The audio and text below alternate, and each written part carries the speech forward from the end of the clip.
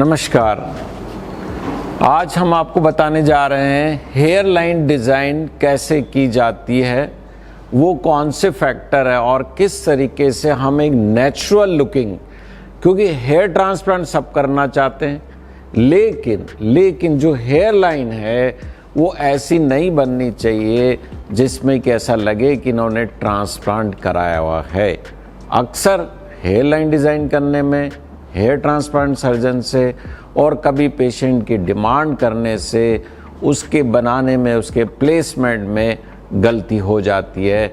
जैसे अक्सर ही सोचते हैं कि हमारी हेयर लाइन नीचे होनी चाहिए, यहाँ पर हमारा राउंड ऐसा था, तो पुरुषों की लाइन वी शेपेड या एम शेपेड होती है और महिलाओं की यू शेपेड होती है। और जैसे जैसे आदमी बड़ा होता है मैन, वैसे वैसे उसकी हेयर लाइन रिसीड होती है। तो आइए हम समझते हैं कि हेयर लाइन बनाने के लिए वो कौन से बिंदु है जो बहुत महत्वपूर्ण है। और उससे महत्वपूर्ण तो ये है, आपको ये जानना चाहिए कि हेयर ट्रांसप्लांट की आफ्टर ऑल आवश्यकता क्यों है।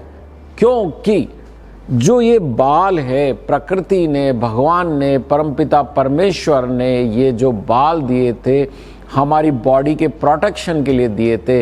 लेकिन अब हम मकानों में रहते हैं, एसी में रहते हैं, कार में घूमते हैं, तो जो एटमॉस्फेरिक कंडीशन से बॉडी के प्रोटेक्शन करने का पर्पस था, वो पर्पस अब ख़त्म हो गया है। इसलिए धीरे धीरे बॉडी से बाल हट रहे।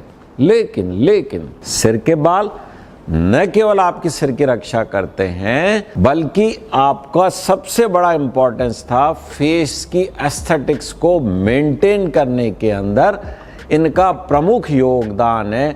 अदरवाइज इस ह्यूमन मशीन को चलाने के अंदर बाल की कोई भी उपयोगिता नहीं है। तो आइए मैं समझता हूँ, ये सज्जन हैं, हमारे मित्र हैं और इन्होंने हेयर ट्रांसप्लांट के लिए आए।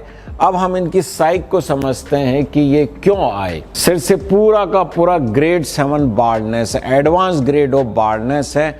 अब हम इसको समझते हैं कि हम हेयर ट्रांसप्लांट क्यों करते हैं। अब आप इनको देखिएगा, हमारे मित्र हैं, ये भी रिटायर हो चुके हैं, बहुत एक्टिव है समाज के अंदर। और आप देखिएगा कि इनका चेहरा सुंदर है, चेहरे पे प्रसन्नता है और आंखों में चमक है। क्यों? और ये बाल है। अब बाल में क्या हुआ इनका कि ये मैथमेटिक्स है कि जो हमारा चेहरा है 1/3 में डिवाइड होता है। तो जो हेयर लाइन है वहाँ से यहाँ तक, यहाँ से यहाँ तक और यहाँ से यहाँ तक ऑलमोस्ट इक्वल पोर्शन होता है। और जब ये ऐसा इक्वल होता है तो ये हमारे को सुंदर लगता है। अब क्या होता है एंडोजेनेटिक एलोपेशिया में, मीन्स एंडोजेनेटिक एलोपेशिया बाल्डनेस के अंदर हेयर लाइन जो है रिसीड हो जाती है, पीछे की तरफ चली जाती है और ये जो प्रपोर्शन है ये प्रपोर्शन बिगड़ जाता है। और जब ये प्रपोर्शन कंप्रोमाइज हो जाता है, फोरहेड ब्रॉड हो जाता है, तो जो फेस का प्रपोर्शन है, बैलेंस है, एक दूसरे पार्ट के प्रति जो रेशियो है वो अल्टर हो जाता है, कंप्रोमाइज हो जाता है। इसलिए फेस की एस्थेटिक कंप्रोमाइज हो जाती है। तो हेयर ट्रांसप्लांट सर्जन ने क्या करना है कि इस हेयर लाइन को वापस जहां पर थी वहां वापस लाना है। क्यों लाना है? क्योंकि इसके फेस के प्रपोर्शन को मेंटेन करना है। क्यों करना है? क्योंकि फेस का प्रपोर्शन यदि मेंटेन होगा तो ही चेहरा सुंदर लगेगा, जो कि हमने इनके केस में किया। अब क्या है, हेयर लाइन जो होती है उसका रोल क्या है? वर्टिकल फ्रेमिंग करता है, मींस वर्टिकल फेस की चौड़ाई को मेंटेन करता है। लेकिन चेहरा, ये माथा यहाँ से चौड़ा ना लगे, इसके लिए जो हमारे लैटरल होते हैं, जिसको टेम्पोरल फ्रिंज कहते हैं। अब इनका ये जो हॉरिजेंटल पोर्शन है ये भी ब्रॉड हो गया है। वर्टिकल तो था, उसको एंटी हेयर लाइन ने फ्रेमिंग कर दी। Means vertical framing of face जो है एंट्री हेयर लाइन से होता है। हॉरिजेंटल फ्रेमिंग को फेस का टेम्पोरल एरिया या टेम्पल में जो बाल होते हैं वो कहते हैं।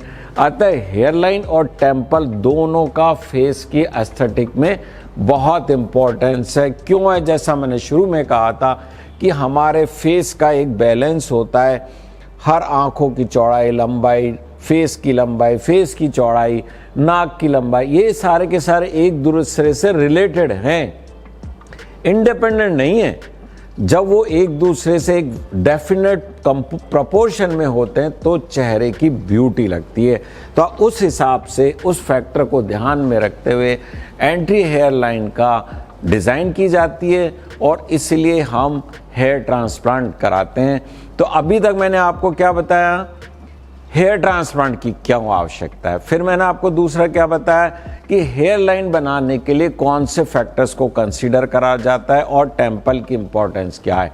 अब मेरा जो मैं आपको दिखाने जा रहा हूं उसके अंदर मैं ये बताऊंगा एक पेशेंट की, जिनका मैंने आपको फोटो बताया, उनकी हमने हेयर लाइन कैसे डिज़ाइन की और डिज़ाइन करने के बाद क्या वैसे ही हमने बाल डाले और वैसे ही बाल डालने के बाद में उनके चेहरे में कितना परिवर्तन आया, ये आपको मैं आगे वाले पोर्शन में पार्ट बी में आपको बताना जा रहा हूं। तो अतः आप इसको लास्ट तक देखिएगा कि हमने डिज़ाइन कैसे किया और डिज़ाइन करने के बाद हमने ग्राफ्ट डाले, हेयर ट्रांसप्लांट किया और हेयर ट्रांसप्लांट करने के बाद में उनके चेहरे में उसी वक्त परिवर्तन क्यों नज़र आने लगा वो हम आपको बताते हैं।